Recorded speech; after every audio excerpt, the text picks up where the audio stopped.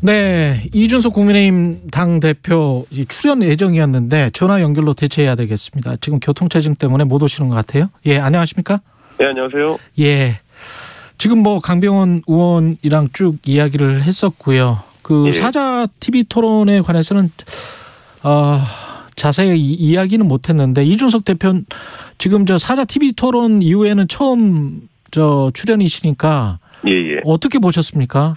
뭐 TV 토론 자체가 우리 후보가 지금까지 뭐 준비를 많이 했다는 그 인상을 국민들에게 주기 충분했을 것이다 이렇게 생각합니다. 그리고 뭐 전체적으로 이재명 후보가 본인이 TV 토론에 상당한 우세를 보이거나 이럴 것이라고 자신하면서 준비했겠지만은 이게 자잘한 어떤 말기술보다는 확실히 큰 줄기를 잘 잡고 간 우리 후보가 훨씬 더 주목을 받았다는 생각합니다. 근데 이 첫 번째 사자 TV 토론도 그렇고 11일에 이제 하기로 했잖아요. 오후 8시부터 2시간 동안. 이 과정에서 이제 국민의힘이 약간 좀 기피하는 듯한 토론을 그런 인상을 계속 지금 줬단 말이죠. 뭐 그렇게 바라볼 수도 있지만은 저희 후보가 TV 토론의 약점에 있는 것이 전혀 아닙니다. 회피하거나 이런 것보다는 아마 저희 첫 번째 TV 토론하기 전에도 우리 후보가 대장동이나 이런 것에 대해서 내실 있는 토론을 하기 위해 가지고 그런 자료 같은 것도 좀 보강하자 이렇게 했던 이야기가 토론 보시면 왜 그랬는지 아실 겁니다. 이재명 후보가 모순된 표현이나 이런 것들로 빠져나가려고 하기 때문에 그걸 좀 확실하게 하자는 것이었고 이번에 또 2차 토론을 준비하는 과정에서도 확실히 제가 봤을 때는 다른 후보들이 좀 서두르서 이야기하는 감이 있지만은 우리 후보는 토론을 언제든지 할 수 있다라는 얘기를 했고 세부적인 상황을 조율한 데 있어가지고 꼭 저희가 저희도 4명의 주체 중에 하나인데 다른 후보들의 이야기대로만 가야 되는 것은 없습니다. 2차 TV 토론의 최대 공방 쟁점은 뭐가 되리라고 보십니까? 저는 이제 이재명 후보가 사실 그 대장동 문제에 대해서도 첫 번째 토론에서 결국에는 대장동을 설계했다는 이재명과 설계해서 그러니까 환수했다는 이재명과 나는 여기에 기여한 바가 없다는 이재명 중에 어떤 것이 진짜 이재명이냐는 답변에 대해 가지고 냉정하게 말하면 답을 제대로 못했거든요. 그래서 저는 뭐 그런 부분이 다시 부각될 수도 있겠지만은 이재명 후보의 지금까지 뭐 약점이라고 하는 것은 많이 노출되었고 그런데 그때마다 언론이 질문할 때는 대충 두리뭉실하게 답변하고 넘어갔던 것이 많은데 그런 것들을 다시 그냥 명확하게 답변을 요구할 수도 있습니다, 저희가. 그렇군요. 원희룡 정책본부장이 이제 때가 됐다고 하면서 단일화 이야기를 지금 언급을 했고 이영호 단장도 비슷한 이야기를 하고 있는 것 같습니다. 지금 KBS 일요진단에서도 그랬었고요. 어떻게 전망하세요? 저는 그 단일화 문제에 대해 가지고는 우리가 소위 단일화라고 이야기하는 것은 좁은 의미에서 여론조사 방식의 단일화를 의미합니다. 근데 지금 안철수 후보가 놓인 처지나 이런 것을 봤을 때 그런 방식은 가당치가 않습니다. 그렇기 때문에 지금 뭐 여러 경로로 이제 이야기들이 나오기 시작하는 것이 안철수 후보가 뭐 어떤 판단을 내릴 수도 있다. 뭐 이런 얘기도 하고 있는데 저희는 뭐 안철수 후보 측이랑 직접적인 소통을 하고 있지 않지만은 여론조사 방식의 단일화라든지 이런 것들은 저희는 전혀 고민하지 않고 있다. 이렇게 말씀드리겠습니다. 아니 노인 처지나 이런 것을 봤을 때 이렇게 말씀을 하셨는데 그 노인 처지라는 것은 이제 지지율이 낮다. 이런 말씀을 하시나요? 저희가 봤을 때는 그 확실히 1월 초쯤에 안철수 후보가 기분 좋게 막 기세 낼 때 그때와 달리 지금은 각종 여론조사에서 하락 추세가 완연하거든요. 그리고 하락 추세라는 것이 뭐 저희가 분석했던 대로 1월 초부터 분석했던 대로 저희 후보의 지지율이 상당 부분 이전됐던 부분들이 다시 저희 후보에게 회복됐기 때문에 지금 오히려 안철수 후보가 가지고 있는 지지율은 보수 성향과는 약간 거리가 있을 수 있는 그러니까 뭐 단일화라는 절차를 통해서 뭔가 이루어진다 하더라도 아마 우리 후보에게 그대로 오롯이 편입되기는 어려운 지지율이 아니냐 그런 인식도 당 내부는 하고 있습니다. 이번 주 금요일 이전에 결판이 난다 이런 말씀을 하셨단 말이죠. 이제 사실 이번 주말이 지나게 되면은 안철수 후보가 사실상 이제 선거 모드에 돌입하게 되거든요. 저희 후보도 그렇지만은 그렇다면은 실제로 상당한 비용 지출과 더불어 가지고 그 과정에서 선거에 참여한 다음에 빠지는 건 어렵습니다. 그렇기 때문에 이번 주 금요일 이전에 그러니까 주말 이전에 아마 어떤 정치적인 판단들을 해야 되지 않을까 그런 생각을 합니다. 그 지지율 때문에 그런 말씀을 하신 건 아니군요. 이번 주 금요일 때 정도 되면은 윤석열 후보가 완전히 치고 올라갈 것이다. 그런 의미로 받아들이는 언론들도 많았거든요.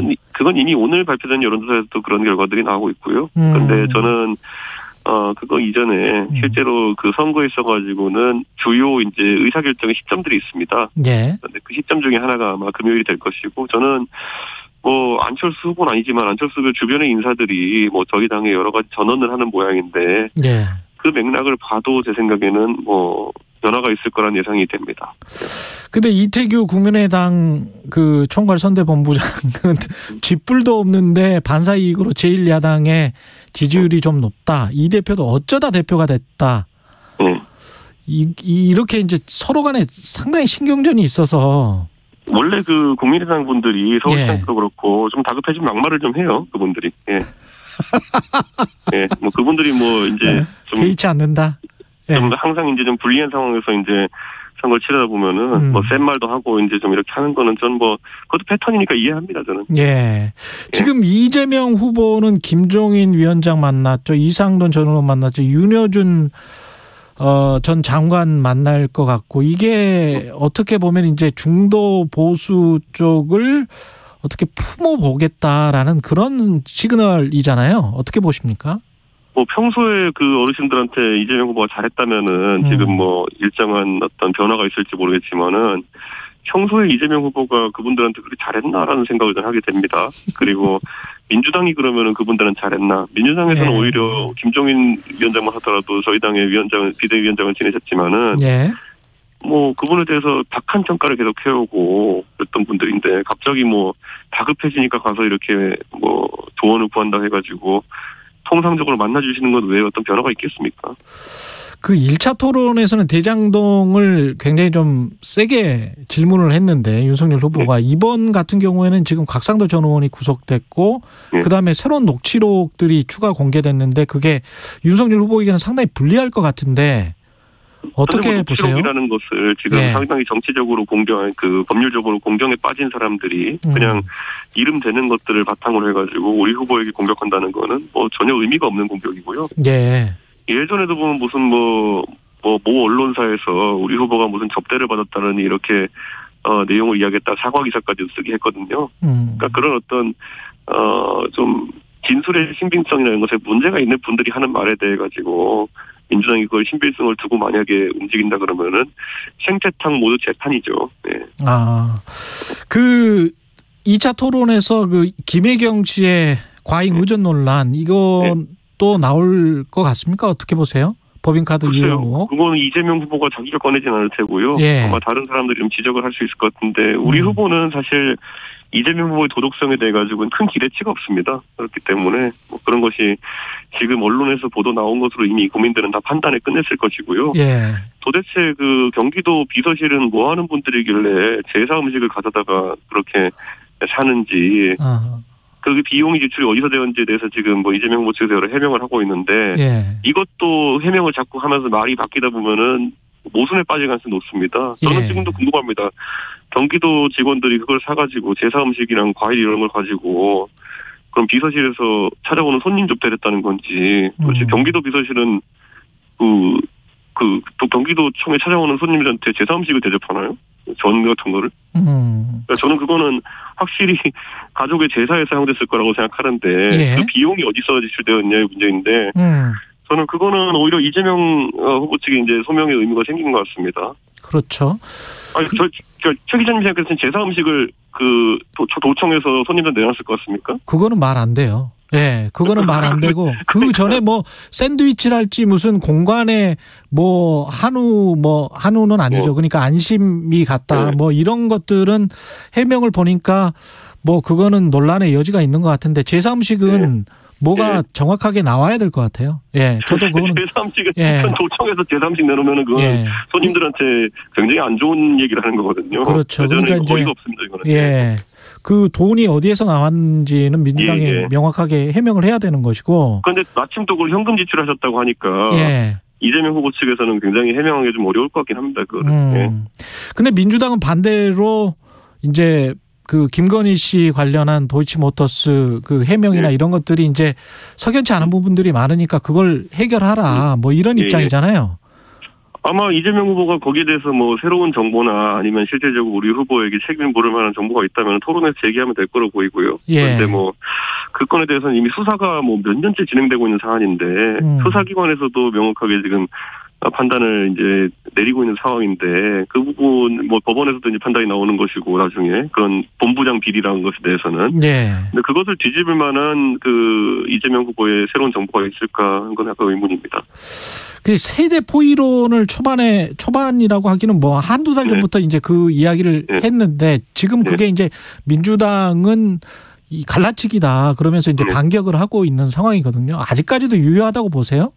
우리 후보가 TV토론에서도 이야기했지만은 갈라치기 하면 민주당이다라는 게 지금 젊은 세대의 인식입니다. 왜냐하면 이 젠더 갈등이라고 하는 것도 처음에 그 민주당에서 굉장히 이념 편향적인 젠더 정책을 펼쳤기 때문에 그에 대한 반작용으로 지금 20대 남성이나 아니면 이런 젊은 세대에서 큰 반응이 있는 거거든요. 때문에 저는 민주당이 누구에게 갈라치기라고 손가락질을 하기 이전에 본인들이 뭐 그런 젠더 문제도 그렇고 친일 반일 이런 거를 얼마나 국민을 갈랐습니까? 그런 거에 대해서 반성부터 하고 우리가 잘못하고 있었던 건 없는가 되짚어보는 것부터 시작했으면 좋겠습니다.